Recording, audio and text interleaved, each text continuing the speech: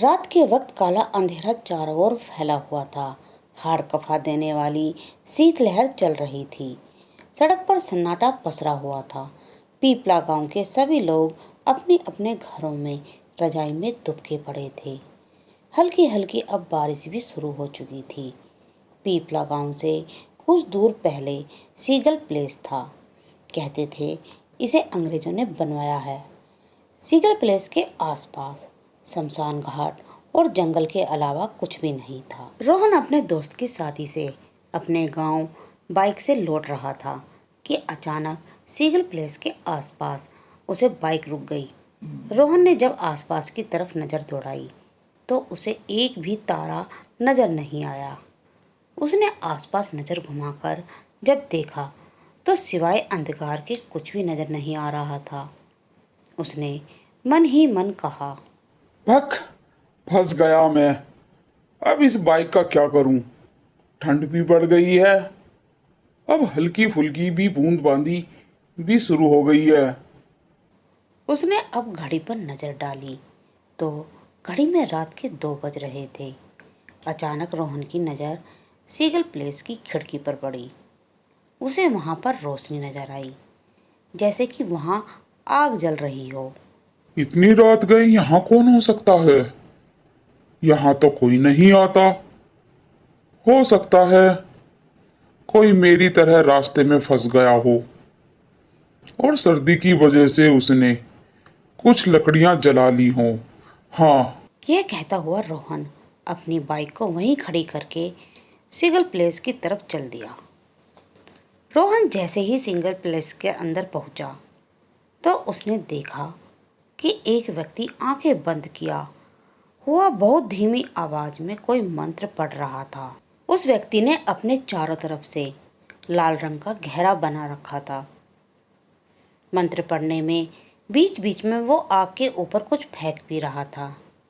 उसके चेहरे पर एक अजीब सी शैतानियाँ सवार थीं।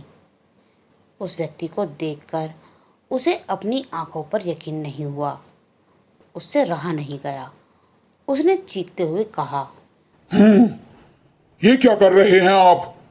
आपसे मना किया था ना। उसके बावजूद भी आप अपनी हरकतों से बाज नहीं आए। आप जानते हो आपकी इस हरकत से सर्वनाश हो सकता है। आपने अपने गंदे और घिनौने मकसद के लिए ये जगह चुनी है। किसी को इस पर शक भी नहीं होगा। कौन सोच सकता है कि किसी सिंगल प्लेस के अंदर कोई इस घिनौने काम को कर सकता है? इतना बोलकर रोहन उस सिलियस घेर के अंदर घुस गया। तंत्र साधना में लीन उस व्यक्ति ने अचानक आंखें खोल ली। उसकी आंखों में लाल लाल दहकते अंगारे से निकल रहे थे। उसका चेहरा किसी पिशाच से कम नहीं लग रहा था। यह सब देखकर रोहन के रोंगटे खड़े हो गए। उस व्यक्ति ने चिल्लाकर रोहन से कहा, मूर्ख, ये तूने क्या कर दिया? इस गोल घेरे के अंदर आकर तूने मेरी सिद्धि को खराब कर दिया। अब इसका नतीजा क्या निकलेगा मुझे भी नहीं पता। उस व्यक्ति ने इतना कहा ही था कि अचानक जलती हुई लकड़ियां बुझ गईं। अंदर जो थोड़ा गर्म माहौल था अचानक वो सर्दी में तब्दील हो गया और एक ठंडी तेज हवा का झोंका रोहन के गाल से टकराया था। अंदर इतना घना अंधेरा हो गया कि रोहन अब वो व्यक्ति एक दूसरे की शक्ल भी नहीं देख पा रहे थे कि अचानक उस व्यक्ति की चीख रोहन के कानों से टकराई। रोहन अपनी पूरी ताकत लगाकर वहां से भागने लगा। वो सीगल प्लेस के बाहर पहुंचा ही था कि अचानक उस व्यक्ति ने बाहर किसी को खड़ा हुआ पाया। आसमान अब बिल्कुल साफ हो चुका था। तारे निकल रहे थे।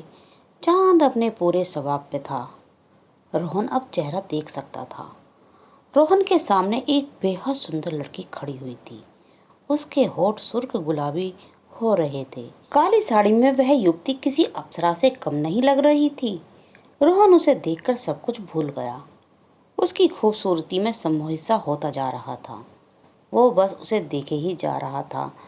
अचानक उस युवती ने रोहन से कहा, क्या देख रहे हो रोहन? क्या तुमने कभी कोई सुंदर स्त्री नहीं देखी क्या? हाँ? कोई? तुम्हें मेरा नाम कैसे पता? मुझे तुम्हारे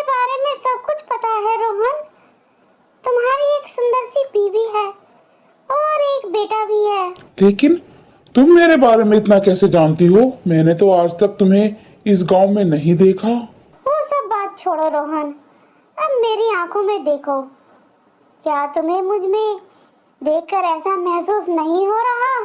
तुम्हें मुझे अपनी बाहों में ले लेना चाहिए। उस स्त्री की आवाज में पता नहीं क्या सम्मोहन था कि रोहन उसमें समाता जा रहा था। वो सब कुछ भूल चुका था कि कुछ क्षण पहले क्या घटना घटी थी। रोहन अब उस स्त्री को देखकर बेकाबू सा होने लगा। रोहन ने वासना भरी नजरों से देखकर कहा, अपना नाम तो बताया ही नहीं, क्या नाम है तुम्हारा?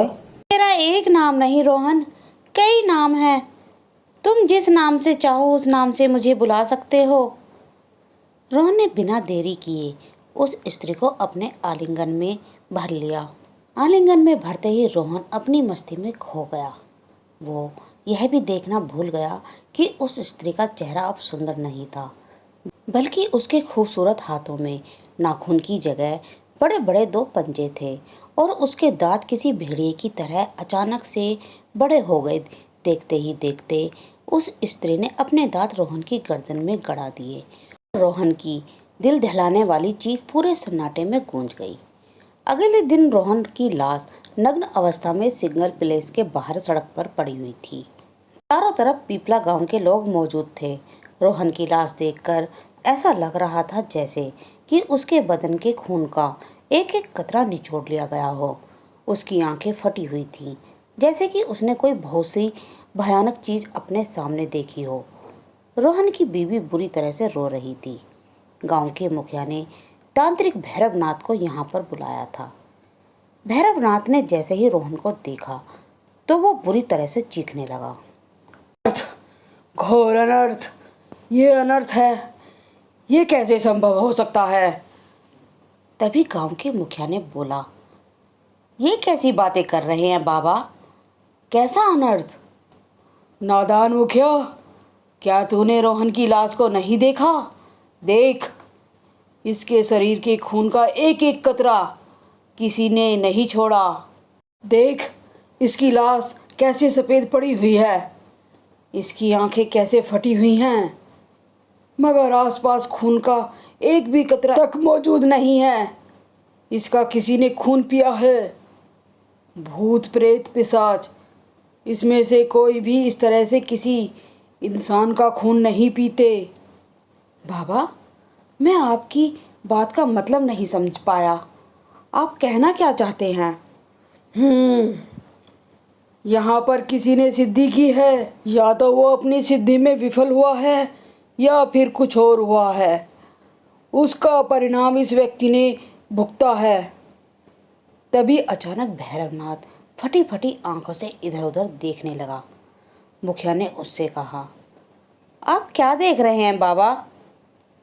क्या यहाँ पर सिर्फ इसकी ही लाश मिली है? हाँ बाबा, सुबह ही पता चला कि यहाँ पर रोहन मरा पड़ा हुआ है। रोहन हमारे गांव का ही है, लेकिन हमारी समझ में ये नहीं आता बाबा कि आपके चेहरे पर इतनी परेशानी क्यों है? क्योंकि अब जो यहाँ पर होने वाला है उससे तुम सब परेशानी में आ जाओगे। अनर्थ हो गया है मुखिया, किसी ने उसे बुला लिया है। हैं? किसे बाबा, किसे? यक्षिणी को। इस तरह से इंसान का खून केवल और केवल यक्षिणी ही पी सकती है, और कोई नहीं। यक्षिणी का नाम सुनकर वहां पर मौजूद सभी लोग भयभीत नजर आने लगे। है बाबा, अब हम क्या करें? इतना आसान नहीं है मुखिया। यक्षिणी को जिसने बुलाया है वही उसे वापस भेज सकता है। भगवान से प्रार्थना करो मुखिया। अगर वो व्यक्ति जिंदा है तो हमें उसे ढूंढना होना होगा, और अगर वो मर गया है तो मुझे तुम सभी की मौत अपनी आंखों से नजर आ रही है। आप इतने सिद्धि पुरुष हैं बाबा, आप यक्षिणी को काबू में नहीं कर सकते? ये कोई मजाक नहीं है मुखिया। तुम्हें यक्षिणी की ताकत का अंदाजा भी नहीं है। ये यक्षिणी कई प्रकार की होती हैं, मगर रोहन की लाश को देखकर मैंने अंदाज़ा लगा लिया है कि ये यक्षिणी बहुत शक्तिशाली है। कुछ भी कर सकती है। हो सकता है कि वो इस वक्त यहाँ आसपास के लोगों में किसी की शक्ल में मौजूद हो। गांव का मुखिया तांत्रिक भैरवनाथ के कदमों में गिरकर कहने लगा, कुछ कीजिए बाबा, अब आप ही हम सब गांव वालों का एकमात्र सहारा हैं। मैं अभी फिलहाल इन गांव वालों के लिए कुछ भी नहीं कर सकता। नाथ की बात सुनकर मुखिया बोला, तो क्या हम सब गांव वाले भी रोहन की तरह बेमौत मारे जाएंगे? किसी एक की गलती की सजा पूरे गांव वालों को क्यों बाबा? इस सब में हम सब की क्या गलती है? गलती है तुम सब की, बहुत बड़ी गलती है मूर्खों। इसी गांव में किसी दुष्ट आदमी ने यक्षिणी को बुलाने के लिए तंत्र विद्या की साधना की है। तुम लोग कुछ जान नहीं पाए, क्योंकि यक्षिणी को बुलाना इतना आसान नहीं होता। उसके लिए एक श्वास विद्या की जरूरत होती है। इस क्रिया के लिए अनुष्ठान करना होता है। वो कोई भी एरा गेरा मामूली साधु नहीं कर सकता। तुम सब गांव वालों की नाक के नीचे वो दुष्ट इस खतरनाक अनुष्ठान को कर रहा था और तुम लोगों को खबर तक नहीं हुई। हमारी बात का यकीन मानिए बाबा, हमें इस बारे में कुछ भी नहीं मालूम और ना ही हमारे सामने किसी ने इस तरह का यहाँ पर कोई अनुष्ठान किया है। भैरवनाथ गुस्से में सब गांव वाले और मुखिया को देखे जा रहा था। मुखिया हाथ जोड़कर भैरवनाथ से कहा, शांत करिए बाबा, जो होना था वो हो चुका। अब हमें आगे क्या करना है वो बताइए। मुखिया की बात सुनकर तांत्रिक भैरवनाथ सोच में पड़ गया। कुछ देर बाद वो मुखिया से बोला, मुझे उस यक्षिणी को असली रूप में बुलाने के लिए एक श्वास अनुष्ठान करना पड़ेगा, क्योंकि ये जानना बहुत ज़रूरी है कि आखिर उसका क्या मकसद है, किस मकसद के लिए यहाँ बुलाया गया है। मगर इसमें कुछ दिन का वक्त लग सकता है। तब तक के लिए तुम सबको एक खास हिदायत देकर जा रहा हूँ। शाम के 6 बजे के बाद अपने घरों से बाहर मत निकलना, चाहे तुम्हारा कितना भी ज़रूरी काम क्यों ना हो, क्योंकि यक्षिणी रात में बहुत ज़्यादा ताकतवर हो जाती है और वो अपना शिकार ज़्यादातर रात में ही करती है। तांत्रिक भैरवनाथ की बात सुनकर मुखिया ने सभी गांव वालों से मुखातिब होकर कहा, तुम सब लोगों ने सुन लिया ना, बाबा ने हम सब लोगों को क्या आदेश दिया है। शाम 6 बजे के बाद कोई भी अपने घर के बाहर ना निकले, चाहे उसे कितना भी ज़रूरी काम क्यों ना हो। मुखिया कुछ कहने ही वाला था कि तभी तांत्रिक भैरवनाथ ने चिल्लाकर कहा, जैसा कि मैंने तुम लोगों से कहा है कि वो यक्षिणी हम में से किसी एक का रूप लिए हुए भी यहाँ मौजूद हो सकती है, इसलिए मेरी इस बात को भी सुन रही होगी। शाम 6 बजे के बाद अगर कोई तुम्हारा घर का दरवाज़ा खटखटाकर तुम्हें बाहर की तरफ बुलाता है तो समझ लेना कि वो तुम्हारा कोई जान पहचान वाला नहीं खटखटा रहा है, बल्कि बाहर तुम्हारी मौत खड़ी है। जैसे कि मैं कह चुका हूँ, एक बार फिर कह रहा हूँ, यक्षिणी किसी का भी रूप ले सकती है। इतना कहकर तांत्रिक भैरवनाथ वहां से चला गया। गांव वालों ने रोहन का अंतिम संस्कार कर दिया और वो सब लोग अपने अपने घरों के अंदर डरे सहमे दुबक गए। सबके दिल में एक ही विचार आ रहा था, यक्षिणी रात के वक्त किसका दरवाज़ा खटखटाएगी। मगर उस रात ऐसा कुछ भी नहीं हुआ। दूसरे दिन सारे गांव वाले एकत्रित होकर कल की घटना के बारे में बातचीत कर रहे थे कि अचानक एक ब्लैक कलर की मर्सिडीज वहां आकर खड़ी हो गई। उसी कार में से एक हैंडसम नौजवान बाहर निकलकर गांव के एक व्यक्ति की तरफ आ गया। उस गांव के व्यक्ति का नाम सोनू था। उसने सोनू की तरफ देखकर कहा, क्या तुम मुझे बता सकते हो कि इस गांव में सीगल हाउस कहाँ पर है? सीगल हाउस का नाम सुनकर कड़ाके की ठंड में सोनू के माथे पर पसीना आ गया और वो उस नौजवान को गौर से देखने लगा। खुद को इस तरह देखने पर उस नौजवान ने दोबारा उससे कहा, क्या तुम्हें सुनाई नहीं देता? मैं तुमसे पूछ रहा हूँ कि यहाँ पर सीगल हाउस कहाँ पर है। सोनू ने हाथ का इशारा करके उससे कहा। यहाँ से कुछ दूरी पर ही आपको मिल जाएगा। वैसे आप हैं कौन? आप सीगल हाउस का पता क्यों पूछ रहे हैं? मेरा नाम सोनू है, मैं एक बिजनेसमैन हूँ। हमें जैसे ही पता चला कि मनाली के एक गांव मतलब पीपला गांव के करीब खूबसूरत जंगलों में बसा हुआ अंग्रेजों को जमाने का बनाया हुआ प्लेस है जिसे सीगल हाउस कहते हैं, हमने तुरंत उसे खरीद लिया। हम वहाँ पर होटल बनाना चाहते हैं। वैसे भी अब ये पूरा इलाका टूरिस्ट इलाके में आने वाला है, क्योंकि अभी हम यहाँ आ चुके हैं। ऐसी गलती मत करना बाबू साहब, आप सीगल हाउस के बारे में नहीं जानते। अगर अपनी जान प्यारी है तो मेरी बात मानो, अभी और इसी वक्त यहाँ से चले जाओ। क्यों, सीगल हाउस में ऐसा क्या है? मोनू ने कंधे उछालते हुए सोनू से कहा। कल रात यहाँ पर सीगल हाउस के बाहर इस गांव के एक व्यक्ति की मौत हुई है। तो हम क्या करें? जरूर उसने देसी शराब पी रखी होगी। नहीं नहीं बाबूजी, इस गांव में यक्षिणी आज़ाद होकर घूम रही है, उसी ने मारा था उसे। तुम्हारा मतलब तुम्हारे गांव की लड़की ने, जिसका नाम यक्षिणी है, उसने मारा है? डोंट वरी, हम पुलिस को इन्फॉर्म कर देंगे। नहीं नहीं साहब, यक्षिणी कोई इंसान नहीं होती, बल्कि इंसानों के रूप धारण कर सकती है। वो भला की खूबसूरत होती है, मगर वो इंसानों का खून पी जाती है। मुझे पूरा विश्वास है वो जरूर सीगल प्लेस में मौजूद है।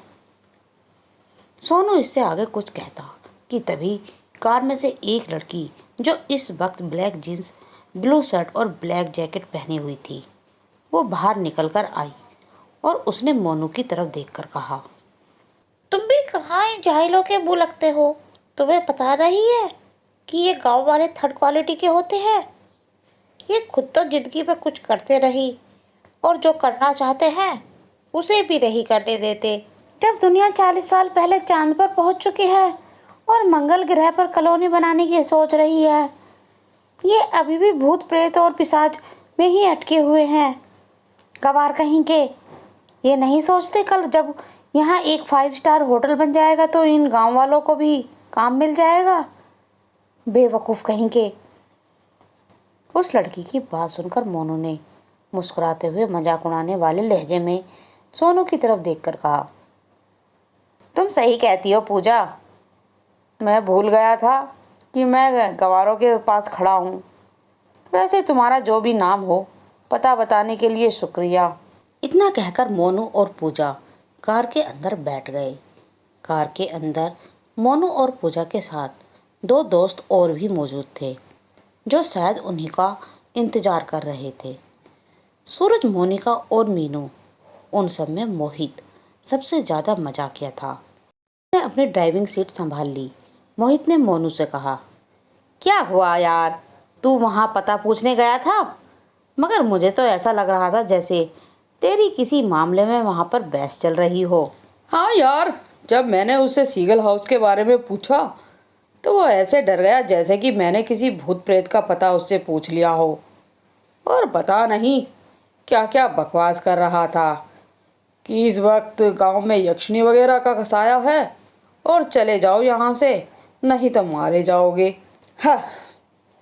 मोनू की बात सुनकर सूरज, जो कि मोनिका से बातें करने में मग्न था, मोनू की बात सुनकर वो बोला, तो तुझे यक्षिणी के बारे में कुछ इन्फॉर्मेशन मिली? उसे भी अपने 5 स्टार होटल में जॉब दे देंगे यार। क्या, और पता नहीं क्या क्या बकवास करके मेरा सारा मूड खराब कर दिया। हाँ, एक तरफ यह भी बोल रहा था कि यक्षिणी लोगों का खून पी जाती है, दूसरी तरफ यह भी बोल रहा था कि वो बहुत खूबसूरत होती है। बेवकूफ़ी की भी हद होती है। देखो वो किसी की क्या रूप ले सकती है। पता नहीं साले ने रात में कौन सी फिल्म देखी थी। मोनू की बात सुनकर उसके तीनों दोस्त बुरी तरीके से मजाक उड़ाने वाले अंदाजे में हंसने लगे। वो गांव वाला बेचारा बेवकूफ था यार, कहा। मोनू समझ ही नहीं पाया। क्या नहीं समझ पाया? यही कि यक्षिणी के बारे में उसने हमें बताकर कितनी बड़ी गलती की है। मैं तेरी बात को मतलब नहीं समझा। अरे यार, सिंपल सा मतलब है कि उसने तुझसे यह तो कहा कि यक्षिणी बहुत खूबसूरत होती है। हाँ कहा। तो फिर मेरी तो बल्ले बल्ले, तेरी गर्लफ्रेंड तेरे साथ हमेशा रहती है और सूरज की गर्लफ्रेंड मोनिका भी हमेशा उसके साथ रहती है और तुम चारों में सिर्फ मैं ही हूँ जिसकी अभी तक कोई गर्लफ्रेंड नहीं है। तो कहने का मतलब यह है कि यक्षिणी भी चल जाएगी। मोनू ने गाड़ी के सिग्नल प्लेस की तरफ मोड़ ली। कुछ ही देर के बाद पांचों सिग्नल प्लेस के सामने खड़े हुए थे। वो उसी स्थान पर खड़े हुए थे जहां पर कल रात रोहन की मौत हुई थी।